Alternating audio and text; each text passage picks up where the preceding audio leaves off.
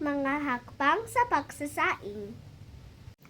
Una, kumuha ng cup o tasa para takalin ang bigas at ilagay ito sa kaldero.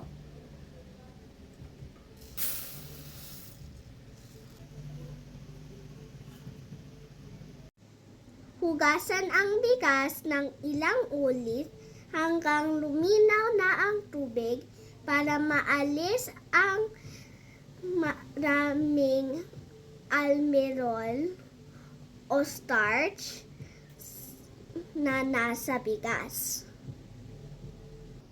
Lagyan ng tamang dami ng tubig depende sa uri ng bigas. Gamit ang daliri, sukatin ang taas na tubig na kailangan.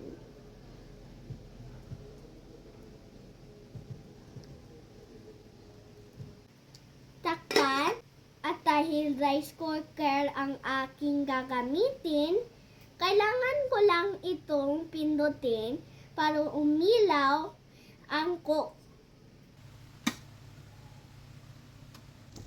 Hihintayin ko na lamang ito na umilaw ang warm.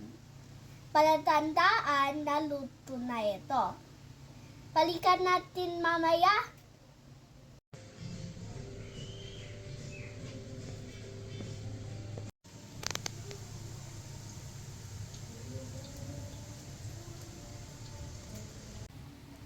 Ayan, luto na ang kanin. Hihintayin ko na lang ng ilang minuto para mainin ito.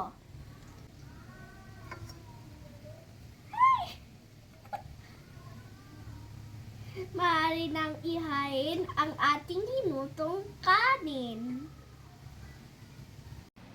Ito na ang niluto nating kanin. Tara, kain tayo!